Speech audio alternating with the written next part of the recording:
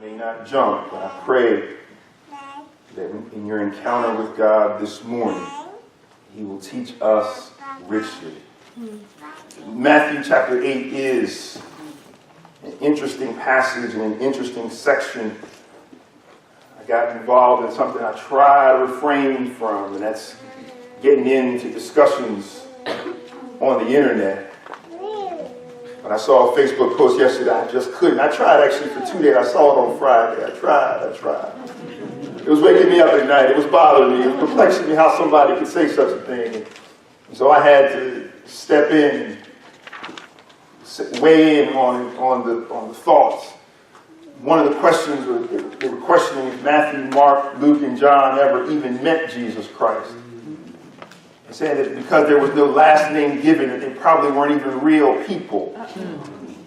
And I took a whole lot of time on Facebook, on a cell phone no less, thumbs and index finger, to break it down and explain that no, my friend, that's not the case, that Matthew, Mark, and Luke were eyewitnesses. They met, they walked with Christ. They were familiar with Christ. Yeah.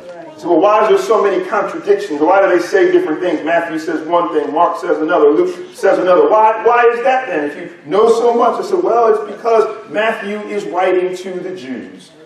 So he says things from a Jewish background that you and I might need a tutor, might need some time to catch up with. But for those who are of Jewish ancestry, the things that Matthew spoke of were commonly understood. Mark was writing to a Roman, a Gentile, a non-Jewish audience. So Mark's gospel, he'll tell you the same events, some of the similar events, same events, but he does so from the perspective of someone who's from the Roman background, so they would understand it from a different way. Yeah. Luke's gospel, Luke was a historian and a physician, a doctor. So he explains things in greater detail because as a historian, he wants it all to be captured. As a doctor, he wants to tell you in detail, this is what's going on with Christ's body on the cross. And so he explains it to a higher degree, to a deeper degree, because that's his background. That's the audience that he's speaking to. Yeah. John then may not have been an eyewitness, but John is one who is writing for believers. As we studied kind of late last year, earlier this year, we studied the book of John.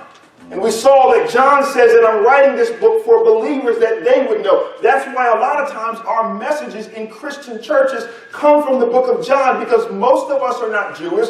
Few of us are Roman, and only one or two of us have a doctoral background. And so the book of John is written for believers everywhere from all sorts of backgrounds in a plain way that you and I, who've never been to Israel, who've never been to Rome, who've never walked around in the Middle East, would be able to connect with the gospel of Jesus Christ. Yeah. That's why we have 4 gospels this morning. Amen.